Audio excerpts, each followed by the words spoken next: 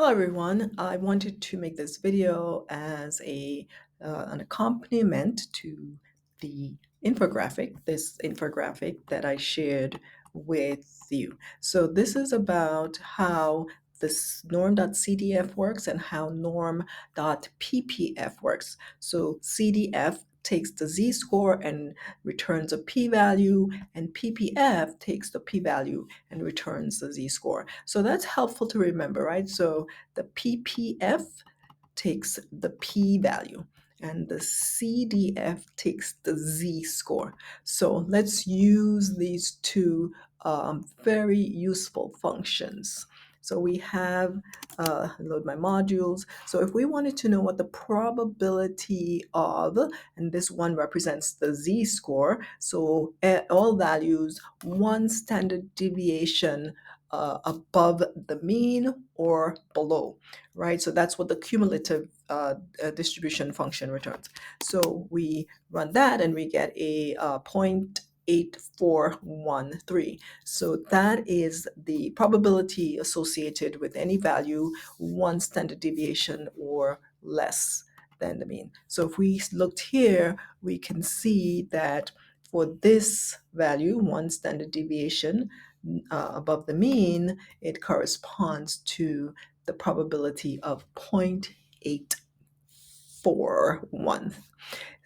Conversely, if we wanted to, say, find what the z-score is associated with a particular probability, then that's where we would use the ppf. So we put our probability value in here and we run that, and we get a value of a result of negative 0.597. So a probability of 0.275 is associated with a z-score of minus 0.597. So this is what that looks like, right? So if we have, here is our cumulative distribution, and we have the probability of 0.275, we see that that is associated with a z-score of negative 0.59.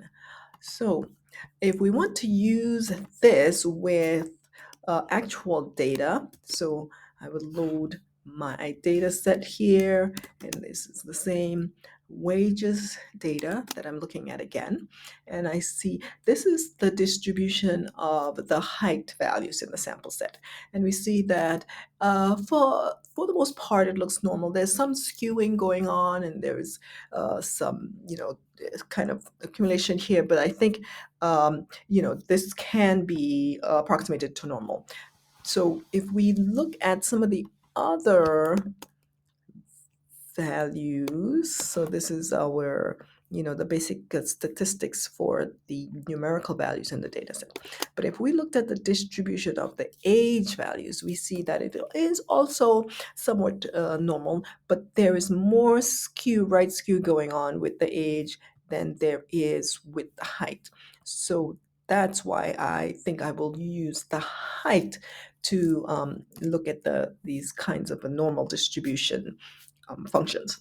So we first have the mu, which is the mean height, 6.59, and you see that's the same value that we have here. Then we get the sigma, or the standard deviation, and that is 3.8, as was indicated here. So now we have our mean and we have our standard deviation.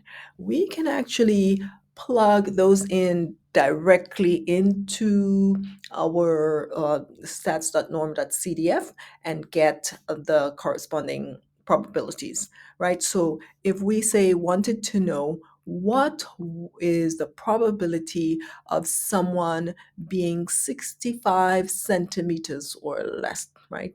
So this would be 70, so 65 is here. What is the probability of someone being 65 centimeters or less? So this is where we put our 65 for the x value, and mu is the log, and sigma is the scale or the standard deviation. So if we were to run that, we got a probability of 0.382.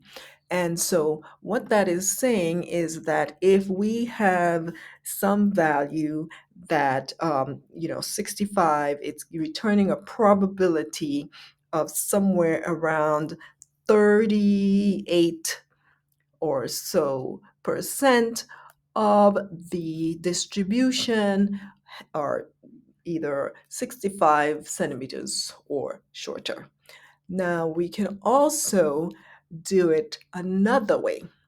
We can go ahead and turn that value, that x, into the z-score and then find the probability. So we can go the long way. So if we were to do that, right, so we have the equation x minus mu divided by sigma to give us our z-score. Remember, that is this equation here. And so we would get a z-score of minus 417. So that is the z-score that is associated with that 65 value.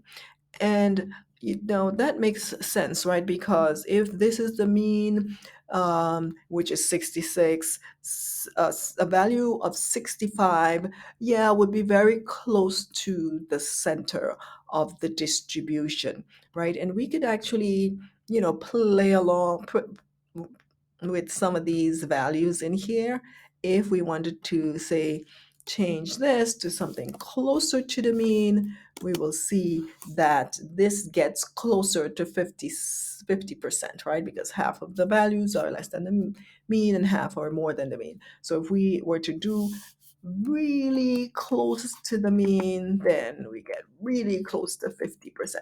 But if we say we got the score, the z-score, we can then take that z-score and get the probability, right? So this is the long way.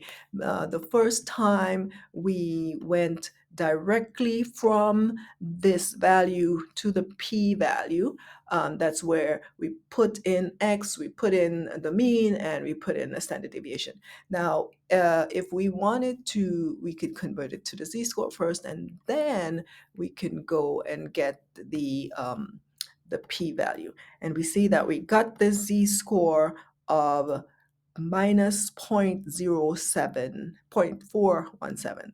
And then if we wanted to, check that, we would see that gives us the